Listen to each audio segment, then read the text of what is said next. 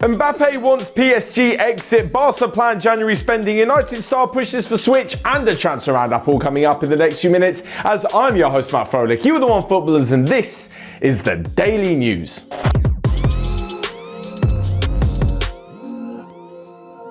First up, and Kylian Mbappé has told PSG that he wants to leave the club. Now, this is all coming out in an interview now, but basically over the summer, amid reports that Real Madrid had bid around 137 million and then a little bit more for the player, he reportedly told Sporting Director Leonardo that he wanted to leave. Now, whether or not he actually wanted to leave to specifically join Real Madrid, we don't quite know just yet, but it is clear that he did want to leave the club. And the reason that he wanted to leave this summer specifically is because he said that once he knew he wasn't going to sign a new contract, he wanted PSG to be able to negotiate for him, get a lot of money, so they could go ahead and get a replacement. Of course, this is all before the Lionel Messi saga happened, and I wonder what kind of effect this had on Mbappé. So, since he asked to leave at the end of July, is the signing of Messi something good, that he wants to stay and wants to play alongside one of the greatest ever players in the history of football, or is it another player to compete with? And he's used to competing with Neymar in the last few seasons, and maybe he wants to break out and be his own star, say, at somewhere like Real Madrid.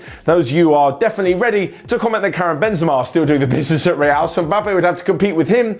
I think they could probably play alongside each other, and certainly Mbappé is one for the future of Real Madrid. But aside from this, it's rather interesting that Mbappé has actually decided to come out and give a big interview in France where he stated what he said, how he said it, why he wants to go, this, that and the other. On one hand, I think it's actually quite respectful that he's decided to leave. He's told the club what he's going to do. He actually wants the best for the club, wants to get some money for him out so they can sign a replacement. But on the other hand, he doesn't really need to go to the TV stations now. I mean, we're outside of the transfer window. I'm not quite sure what this is going to do, apart from maybe throw a little bit more controversy over basically every single time PSG don't win or Mbappé has a bad game. Oh, his head's going to be elsewhere, this, that and the other. You can see the headlines already. So yeah, I'm not quite sure where this one is going to go, and we know for sure that he is able to agree a new contract with another club come January because he's in the last year of his deal. So maybe he could have held off a little bit. Anyway, as for his future, even though he hasn't name dropped the club, it looks as though he will probably end up at Real Madrid. Anyway, moving on and to Real Madrid's biggest rivals in Barcelona, who apparently have decided that they've got 16 million euros to spend in January. Not exactly the biggest amount of money. I say decided, it's probably come down to what they can afford, that they can spend 60 million, so it looks all the more likely that some loan deals will be happening. This is because Barcelona's wage budget is now well under what it should be, which is good news for the club. With Lionel Messi and Antoine Griezmann leaving, that is a ridiculous amount of money off the wage bill, so much so that they've been linked with the loan signing of Raheem Sterling.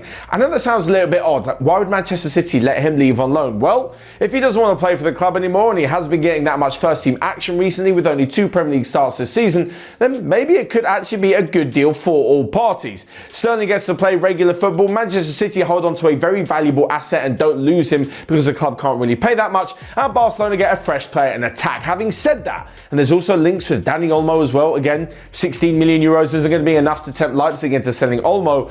I still think that Barcelona might need another addition in the defensive unit.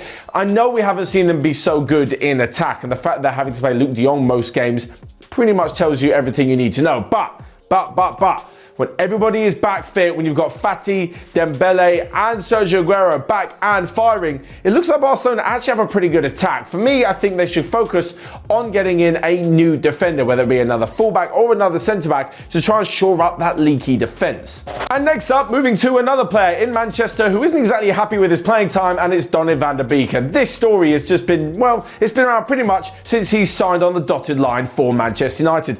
Ole Gunnar Solskjaer seems to have some sort of plan for Van der Beek. He's the one who brought him in the first place, yet still he just can't get on the pitch consistently. It looks as though his patience is wearing thin with the manager and the club, and most of the Manchester United fans seem absolutely baffled as to why he can't get a game. When he was brought in, there were rumours that he'd be the replacement for Pogba, and although Pogba stayed, even if the Frenchman does leave, I don't see Van der Beek as a natural replacement for Paul Pogba in the middle of the park.